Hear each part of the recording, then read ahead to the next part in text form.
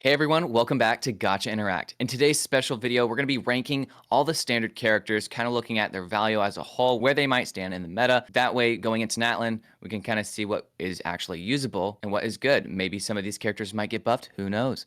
But today we have a special guest with us on this tier list ranking, and that is Anddad. Yep, thanks for having me.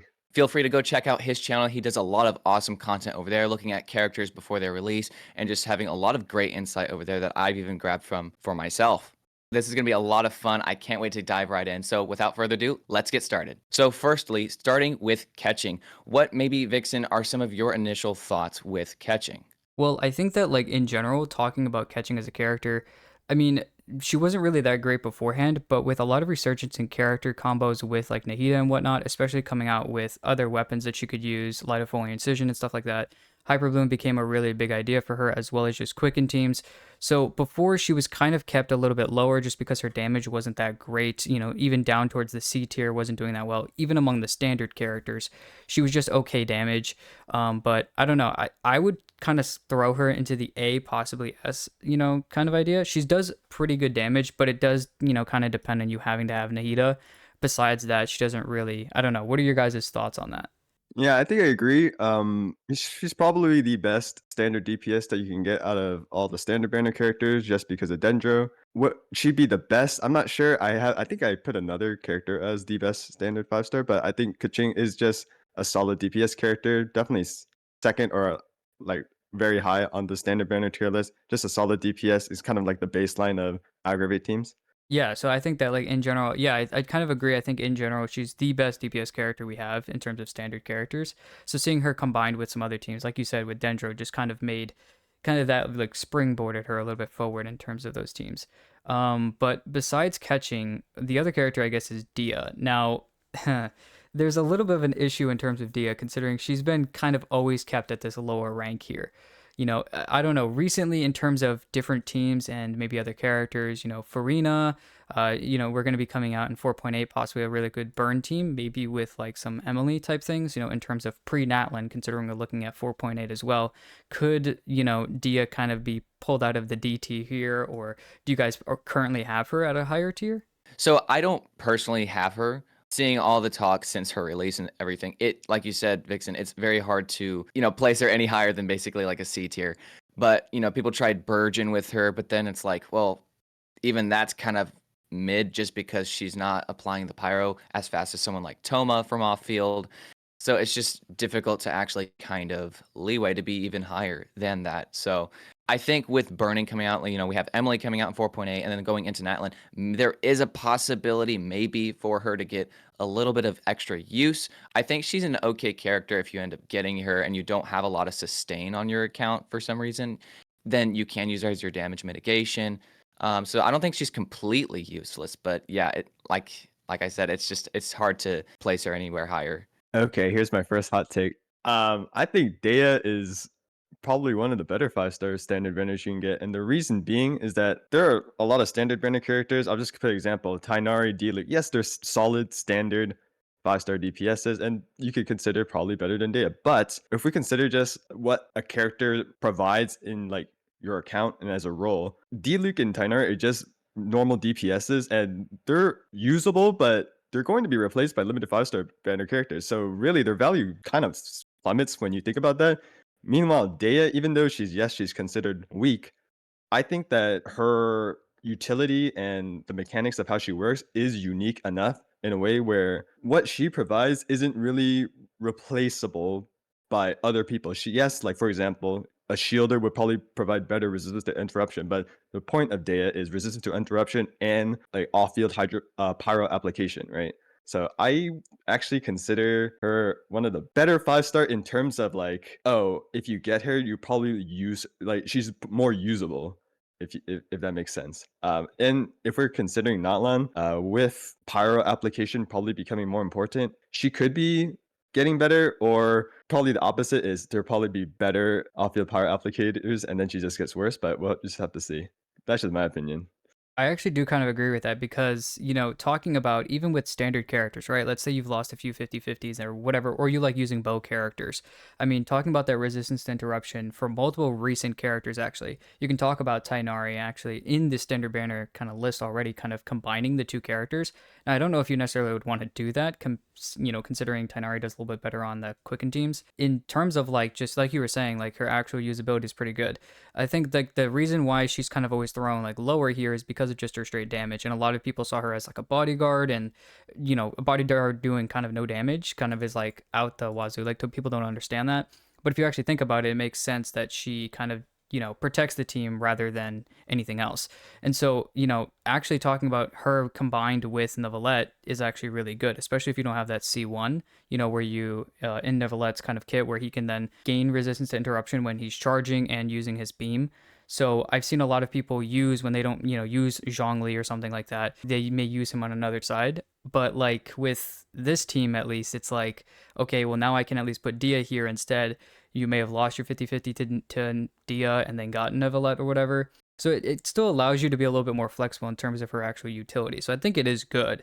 And I think you should build her if you have her. Yeah, like you were saying, I don't know if Natlan's going to make that better or worse. Her resistance to interruption is probably going to be still there. But like you said, I don't know if the pyro application is really going to be extremely good compared to what we might see in Natlan. So Yeah, it's definitely Yeah, like an option for even Melt Ganyu. I was thinking about that while you guys were talking about it, because that's another scenario where I feel like, oh yeah, she's actually a really good character for a team like that because she provides the pyro. With if you're like using Nahida, you get the burn going. That way you can constantly melt with Ganyu's charge attacks. Plus, you're getting your interruption resistance in her. I tried Melt Ganyu with Dehya and it felt terrible. The reason it felt so bad is Dehya's resistance to interruption is I'm pretty sure she does not have full uptime or full resistance of to no, she interruption. doesn't. So it's I think part of it I can't put the full fault on Dehya. I think part of it goes to Ganyu because charge attacking is so cringe.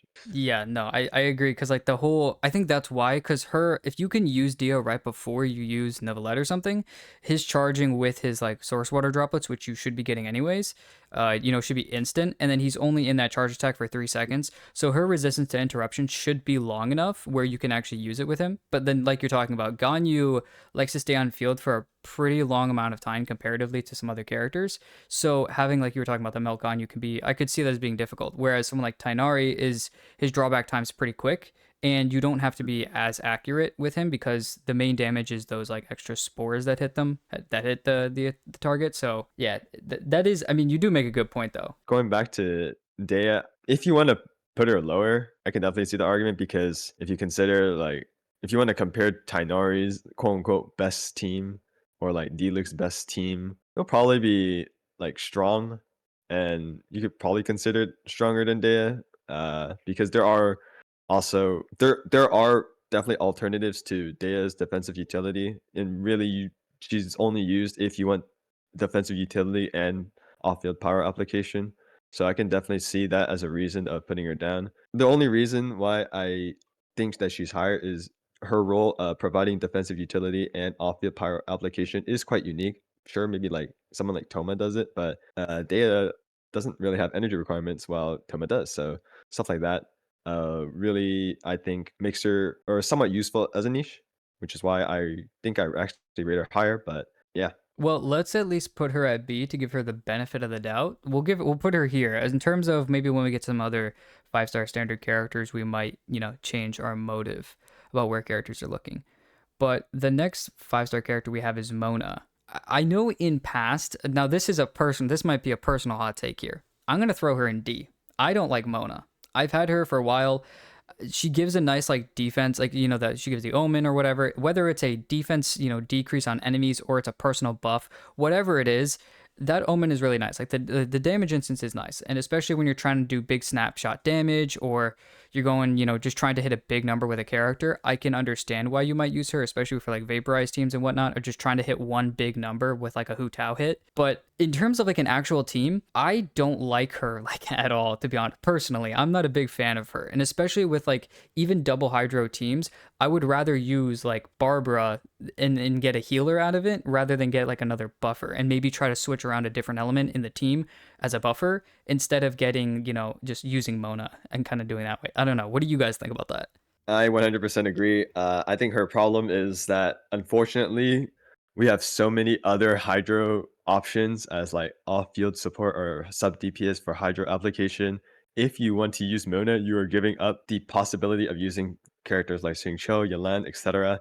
That is a huge downside. I feel like her only real use case is, like you said, vaporize one shot, but also an alternative to freeze off-field for off-field hydro application if you don't have like Kokomi or something.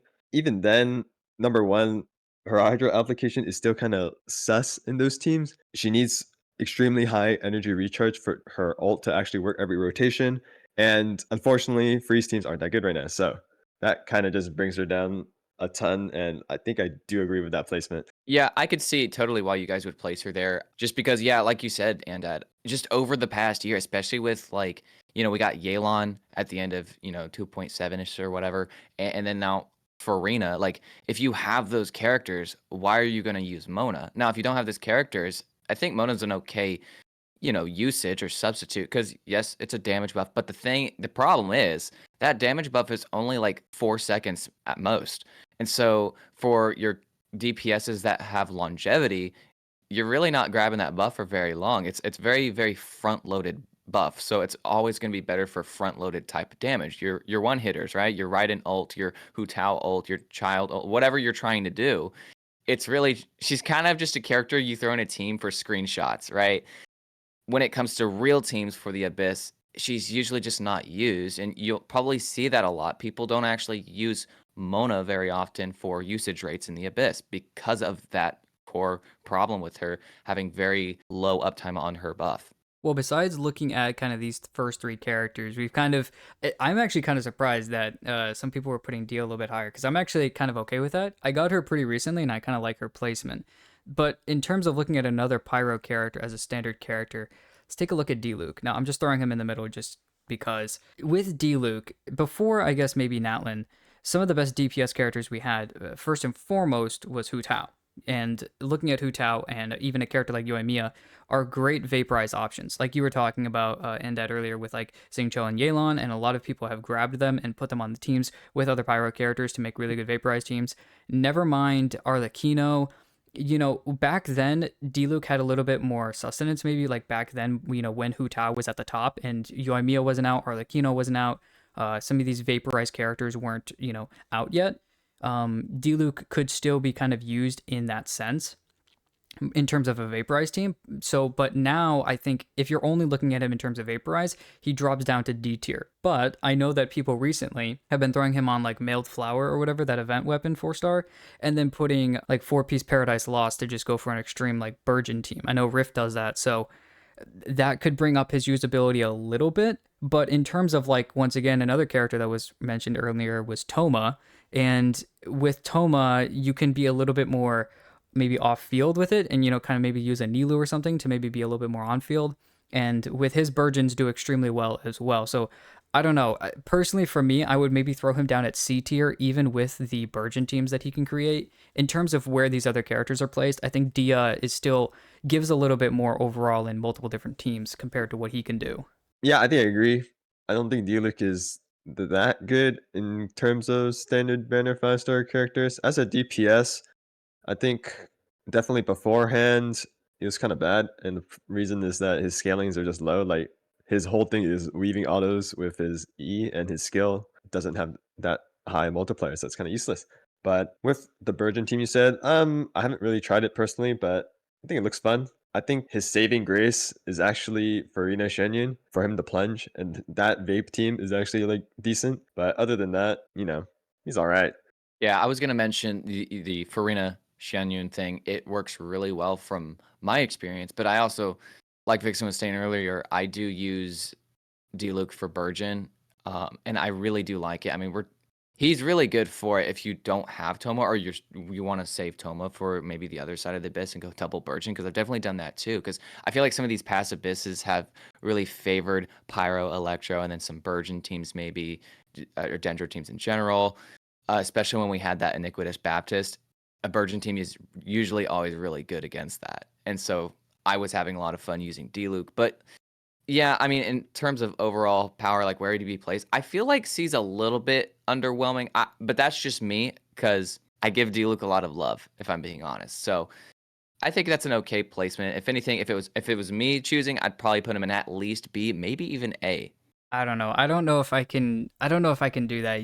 Like looking once again at the teams that were brought up, you have to have two other 5 stars. And let's be honest, the damage isn't really coming from Diluc at that point. I mean, Anddad, you made a great point. His scaling is just terrible. So you really have to. I think he's one of his best things about his kit though is his plunge damage comparatively to other characters in the game. I think he has one of the highest plunge damage hits of scaling wise. And so once again, he has to have like 2 5-star characters, and you're probably going to throw Bennett in there for the double attack. So once again, but all that buffing is really just coming from a goated Shan Yun, probably with a high attack to just, get personal damage as well as healing off, as well as making sure that you have Bennett, making sure he's good. And Farina, she did just come out, but I don't know if too many people pulled Shan Yun, comparatively to maybe it's kind of like people who pulled Baiju on his first banner or Yaimiko, or, well, maybe not Yaimiko, but like characters like Shenhe. Like Shenhe and Baiju, like at first they weren't maybe pulled very like fast, maybe like on their first characters, but like on their reruns people started to actually see the usability. Whereas, and it's kind of similar with Shan Yun, I don't know how many people really pulled on that banner unless they were going for like a straight Gaming team, because that's the other question. At that point, if you pulled Shan Yun, you have her, you probably have Gaming. Does Gaming kind of force Diluc to be like, okay, yeah, you should stay at the C tier? I don't know. Looking at Tighnari as our next standard character, where are you guys going to kind of put him? I haven't really had too much time playing with Tighnari, although I do have him at C1. I know he's good, especially with these aggravate teams that you could kind of, Quicken and spread teams in with, similar to what you can get from Keqing. I just don't know in terms of all reality where he could be put on this tier list. Personally, I the only standard banner character that I don't have is Tighnari, so take this with a grain of salt. But I think he's a solid DPS. I don't know, next to Diluc, they're kind of the same to me. They're like, okay, they're fine DPSs. Like, I guess you can consider Tighnari maybe like he has easier accessibility than Diluc because, like we mentioned, Diluc's kind of best vaporized team is quite expensive unless you consider the Burden team. But I think it's easier to build a Tighnari team. But I mean, if you swap them around, it doesn't really matter. I think they're kind of next to each other and as DPS. From my experience, he's one of my highest damage dealing standards, even above Keqing. But the caveat to that is I'm using and it's an expensive team. Okay, I'm using 3 other 5-star characters with him for an aggravate team. I use Raiden, I use Zhongli for the shield for him, and Nahida. And that team's very insanely powerful. I get through a lot of abysses with that team, and Tighnari being my main DPS. But it's a very expensive team because that's invested 5 stars too. Like those 3 other Archons with him, they all have their weapon. Well, Zhongli's on staff. It's a very expensive team, but like Tighnari and that team is doing 40k on charged attacks, and then including all the little Tanglevine shafts coming off the side and whatnot. So like when I use him, it's a very, very favorable result. Very powerful team on my account. So, going back to Anddad, your earlier point, then the question then becomes, I guess, because those characters, for instance, Raiden, these other characters, you were talking about how, like, someone like Farina is a really good character. So a lot of people probably pulled her compared to a maybe niche character like Shan Yun. So I guess to both of you, the question then becomes, those characters that you kind of almost are forced to use. I mean, Nahida kind of has to be on that team. But I know, she has more usability than just that team. She's a very good character. I mean, she's an Archon. Same thing can be said for Raiden and Zhongli. So does that allow him to be pushed up into a similar idea with Dehya because of that? Or is it still, I don't know, personally, I'd still put him at C tier. It seems like you said, Rift, a very expensive team. And even though people may, have been collecting Archons or whatever, they're maybe a little bit easier for people to go after because, they're naturally most likely are going to be good, barring except when Zhongli first came out and he kind of got, thrown at the ground with how bad he was. But now he's good. So, I don't know. What do you, I think he still stays in the C tier. Maybe, like you said, kind of on par with Diluc. The teams, like you said, are kind of expensive on Tighnari's end. So I think that kind of evens out maybe the, necessary need for someone like Shan Yun on a Diluc team. I think the problem is that even with the most extensive Tighnari team, other teams would just be better. That's just the nature of his multipliers. His teams are fine if you have all the pieces, but they're not going to be like the best of the best. And like many main DPSs, like Diluc can be easily replaced by another power DPS that's just better and has higher multipliers. And Tighnari is the same because Tighnari as a spread DPS, the other spread DPS clears him, and his name is Alhaitham. So yeah, I think you keep him messy. All right, yeah. I'm about to say I just hovered over him because I was like, Arlytham's one of my favorite characters in the game, if not my favorite. So compared to like someone like Arlecchino, so once again, you talk about Arlecchino being like the second best DPS in the game compared to Diluc, and then you have the third best DPS in the game being Alhaitham compared to Tighnari. So yeah. Besides these characters though, another character that's gotten some resurgence actually recently is Jean. Now, Jean is, obviously, if you don't know what she can really do, she's an animal character, so she can be using Viridescent, so that could be a positive. She's got okay heals. It's nothing great, it's nothing goated, but she's got some okay heals. Recently, she's been being put with a, Farina team, with the Neuvillette, for instance, and so that could kind of allow a little bit more, I don't know, usability in what she could do. But besides that, personally, I haven't really seen, besides that specific team, I haven't really seen her being used at all in like any other team. I think that pre-Farina, Jean would probably be lower on this tier list, but I think just because Farina exists, an animal healer is quite useful. For instance, I think the reason is that if we play Farina, right, that's one Hydro character. You could go another Hydro character as your healer and then use an offensive animal character like Hazo on the team, but you could also just go offensive Hydro like Yalan, Farina, double Hydro, and then instead you put your Animo as your healer. And I think that's a better role compression in that team. So personally, I think Jean is a very valuable pull and probably the best. That's just how I feel. I think Farina just really increases her value. And of course, if you don't have Farina, I don't think she's very useful. But to me, if you have Farina, I think she is the best 5-star standard banner you can get. Just one copy, of course, but And I can agree with that just because I mean, yeah, that role compression, like you were talking about. I don't have Gene myself, but there are plenty of times I wish I did because I'm going to be using a Farina team. And I'm like, man, I really just, okay, I want to use an animal character for this Viridescent Shred, but now I don't have a healer. I really just wish I could use Gene right here instead of my Sucrose or Kazuha because, hey, this team works fine, but like if I have skill issues or, something's going to happen where I need heals, I don't have it.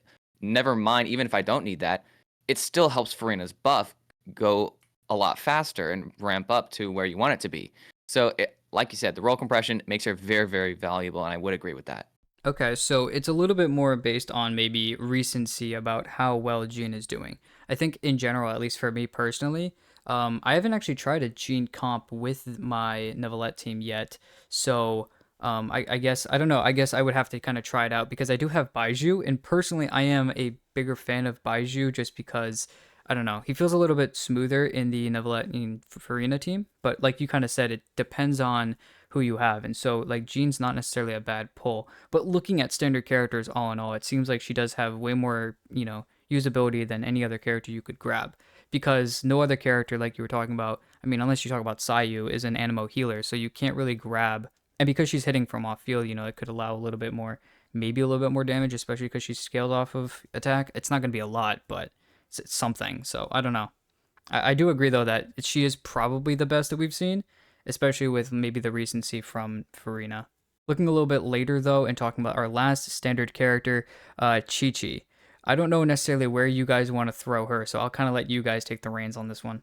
bottom worst 5-star in the game. There's no discussion. I don't know what she does. She doesn't give.